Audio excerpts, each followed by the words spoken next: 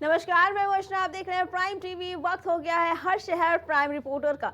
उत्तर प्रदेश के मुख्यमंत्री योगी आदित्यनाथ ने आज गुरुवार को कहा कि समाजवादी पार्टी के कारनामों से हर कोई परिचित है। पन्नों को पलटेंगे तो काले कारनामों से उनका इतिहास भरा है। सपा की टोपी लाल है लेकिन कारनामे काले हैं। अब सीएम योगी के इस बयान पर समाजवादी पार्टी के प्रमुख अखिलेश यादव ने पलटवार करते हुए कहा कि रंगों का मन मानस और मनोविज्ञान से गहरा नाता होता है। यदि कोई रंग किसी को विशेष रूप से प्रिय लगता है तो इसके विशेष मनोवैज्ञानिक कारण होते हैं, और यदि किसी रंग को देखकर कोई भड़कता है तो उसके भी कुछ नकारात्मक मनोवैज्ञानिक कारण होते हैं। अच्छा बुरा कोई रंग नहीं होता बल्कि नजरिया होता है। अगर इनके इतिहास के पन्नों को लड़ते हुए आप जाएंगे तो बहनों और भाइयों, काले कारनामों से इनका पूरा इतिहास भरा पड़ा है। लाल टोपी है लेकिन काले कारनामों के लिए लोग जाने जाते हैं, और इसीलिए मैं आपको एहसास कराने के लिए आया हूं, इस सीसा मऊ को सीसा मऊ ही बने रहने दीजिए। बता दें कि अखिलेश यादव ने सोशल मीडिया के जरिए लिखा कि जनता की संसद का प्रश्न लाल और काले रंग को देखकर भड़कने के क्या क्या कारण हो सकते हैं। दो बिंदुओं में अंकित करें। उत्तर, रंगों का मन मानस और मनोविज्ञान से गहरा नाता होता है। यदि कोई रंग किसी को विशेष रूप से प्रिय लगता है तो इसके मनोवैज्ञानिक कारण होते हैं, और अगर कोई इसे देखकर भड़कता है तो उसके कुछ नकारात्मक मनोवैज्ञानिक कारण होते हैं। सपा प्रमुख ने आगे लिखा कि ऐसे लोगों के मन हृदय को परिवर्तन करने के लिए बस इतना समझाना होगा कि काले रंग की अंधेरी रात के बाद ही लालिमाली सुबह होती है। ये बता दें कि ये पारस्परिक रंग संबंध ही जीवन में आशा और उत्साह का संचार करता है। अच्छा बुरा कोई रंग नहीं होता बल्कि सिर्फ नजरिया होता है। इसलिए कई पूजनीय शक्तियों से बता दें कि उन्होंने लाल रंग को मिलन का प्रतीक बताया। अखिलेश यादव ने लिखा कि जीवन में प्रेम, मिलन, मेल मिलाप का अभाव होता है। वो अक्सर इस रंग के प्रति दुर्भावना रखते हैं। जिन लोगों के जीवन में प्रेम, मिलन और मेल मिलाप का अभाव होता है वो लाल रंग के प्रति दुर्भावना रखते हैं। लाल रंग शक्ति का धारणीय रंग है, इसलिए कई पूजनीय शक्तियों के इस रंग का सकारात्मक संबंध है। लेकिन जिन्हें अपनी शक्ति ही सबसे बड़ी गलती लगती है वो लाल रंग को चुनौती मानते हैं। इसी संदर्भ में ये मनोवैज्ञानिक मिथक भी प्रचलित हो चला है। इसी कारण शक्तिशाली सांड भी लाल रंग देखकर भड़कता है।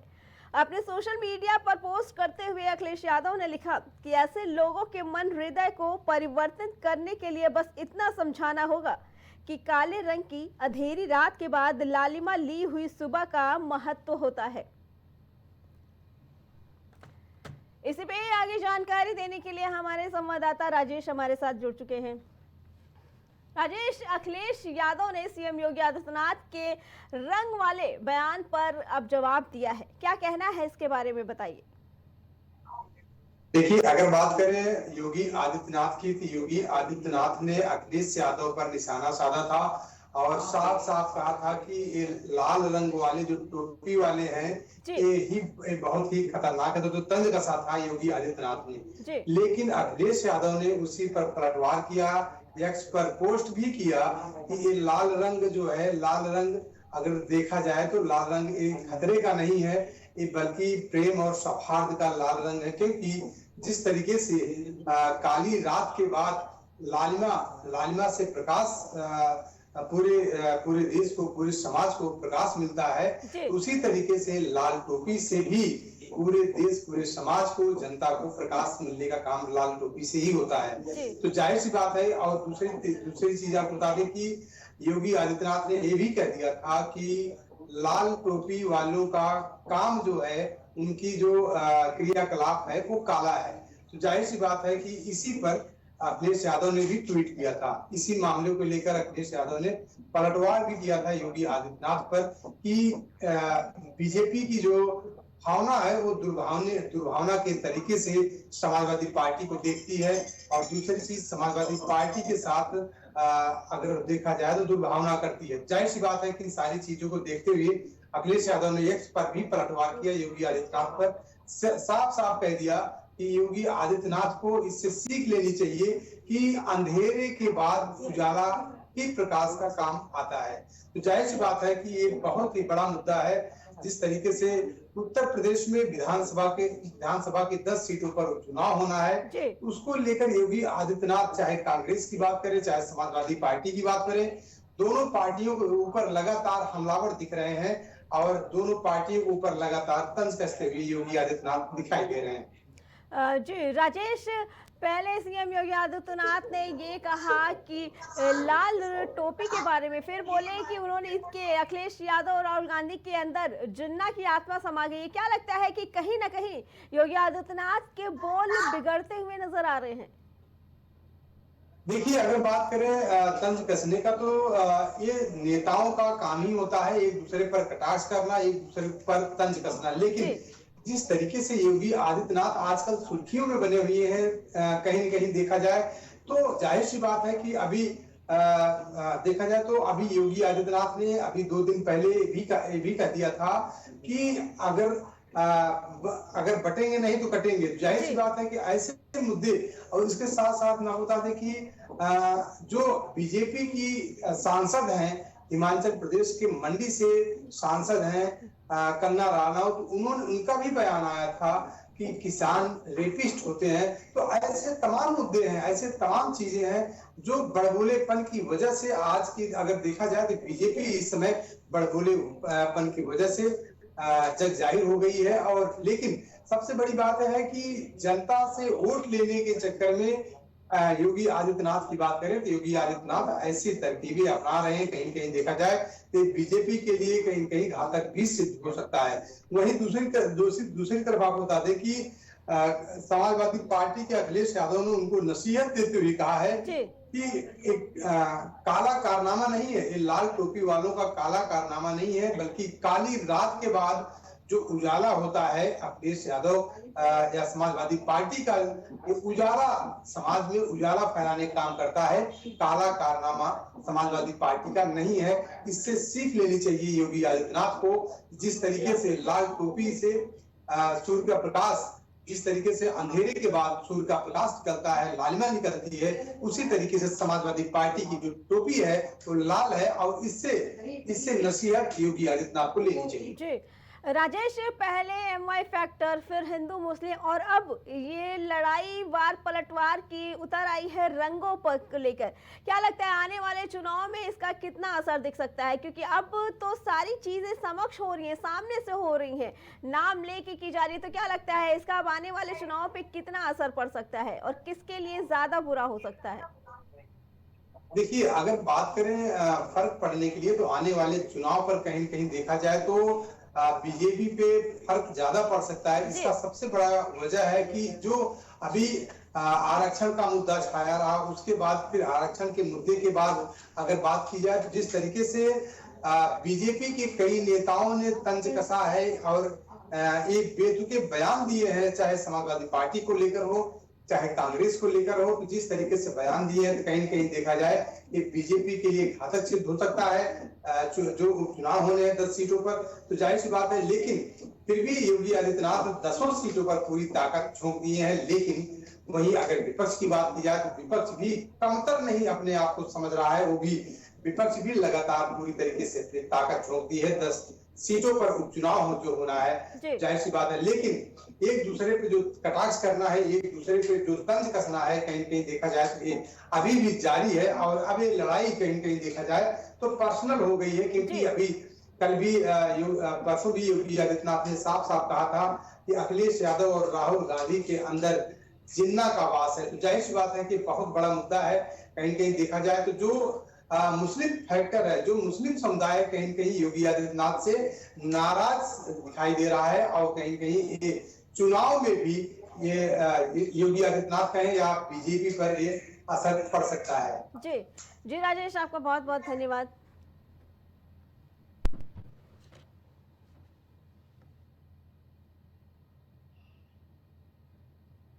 तो यूपी पुलिस कांस्टेबल भर्ती परीक्षा का आज चौथा दिन है। आज प्रदेश भर में 67 जिलों में यूपी पुलिस कांस्टेबल भर्ती के लिए परीक्षा हो रही है। परीक्षा के लिए लखनऊ समेत 67 जिलों के 1174 परीक्षा केंद्र बनाए गए हैं।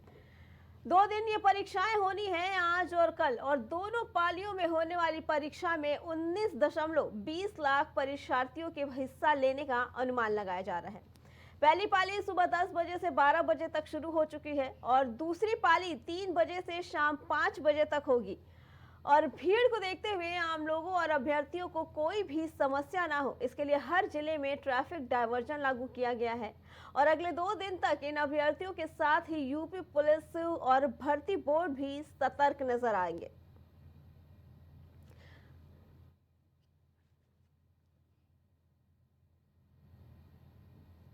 भाजपा का सदस्यता अभियान 2 सितंबर से शुरू होने जा रहा है। पार्टी ने इस बार प्रदेश में 3 करोड़ से अधिक सदस्य बनाने का लक्ष्य रखा है। लक्ष्य पूरा करने के लिए पार्टी ने प्रत्येक बूथ पर 200 सदस्य बनाने हैं। इस वर्ष भाजपा का सदस्यता 2 चरणों में चलेगा। वहीं सीएम योगी आदित्यनाथ भी 3 सितंबर को बीजेपी की सदस्यता ग्रहण करेंगे।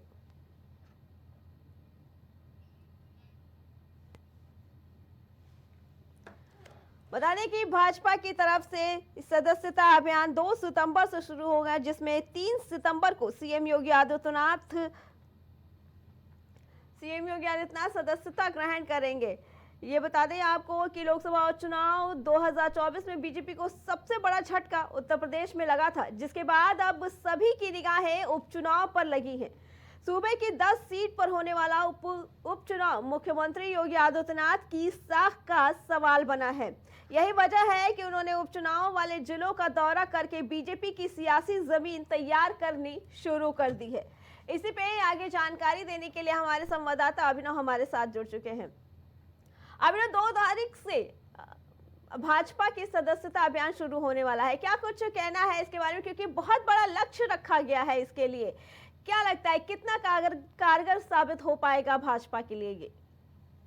बिल्कुल, देखिए 2 सितंबर से भारतीय जनता पार्टी जो है सदस्यता अभियान शुरू करने जा रही है और ज्यादा से ज्यादा लोगों को पार्टी का हिस्सा बनाने की भाजपा की कोशिश है, जिससे कि आने वाले चुनावों में उसको संगठन रूप से काफी मदद मिल सके और उसका जो वोट शेयर है वो बढ़े। क्योंकि हमने पिछले लोकसभा चुनाव में देखा कि भारतीय जनता पार्टी को उत्तर प्रदेश में न सिर्फ सीटें कम हुई बल्कि भारतीय जनता पार्टी का वोट शेयर भी जो है वो काफी कम हुआ। तो निश्चित तौर पे ये भारतीय जनता पार्टी के लिए एक बड़ा झटका था और भाजपा इसकी भरपाई जो है नए सदस्य बना के पार्टी को नए लोगों से जोड़ के करना चाहती है। अभिनव, क्या लगता है हर एक बूथ पे 200 सदस्य बनाने हैं भाजपा को, क्या लगता है आपको कि इन्होंने ये जो लक्ष्य रखा है वो पूरा हो पाएगा भाजपा की अभी तक की स्थिति को देखते हुए?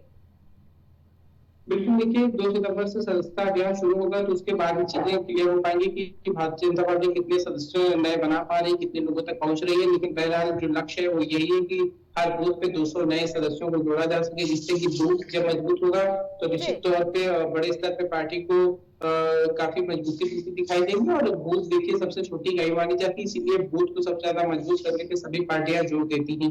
भाजपा देखिए उपचुनाव से पहले इसको लेके आई है और इसके बाद ये जो संगठन पूरी कार्य करेगा, इसके बाद उपचुनाव होगा तो उसमें देखने वाली लायक बात है कि ये जो भाजपा ने अपना सदस्यता अभियान चलाया, नए सदस्य जोड़ने की कोशिश की हर बूथ पे, तो कितना मदद भाजपा को मिल पाई उपचुनाव में से या नहीं मिल पाई। हालांकि संगठन को विस्तार देने के लिए भाजपा संगठन का एक बड़ा कदम है और अभी बीते दिनों लखनऊ में बैठक भी हुई थी प्रदेश के कार्यालय में, जहां भाजपा के प्रदेश अध्यक्ष, प्रदेश संगठन महामंत्री धर्मपाल सिंह समेत तमाम लोग मौजूद थे। और देखिए उसमें भारतीय जनता पार्टी जो है उसके तमाम बड़े लीडर मौजूद थे और संगठन में नए सदस्यों को जोड़ने पे लगातार जोर दिया जा रहा है और बूथ पे 200 नए सदस्य बनाने की बात कही जा रही है। जी अभिनव, यूपी में जो उपचुनाव होने हैं इसकी पूरी तरह से भाजपा ने जिम्मेदारी योगी आदित्यनाथ के कंधों पर ही डाल दी है, तो क्या लगता है कि आने वाले उपचुनाव के नतीजे पूरी तरह से सीएम योगी की साख पे टिके हुए हैं?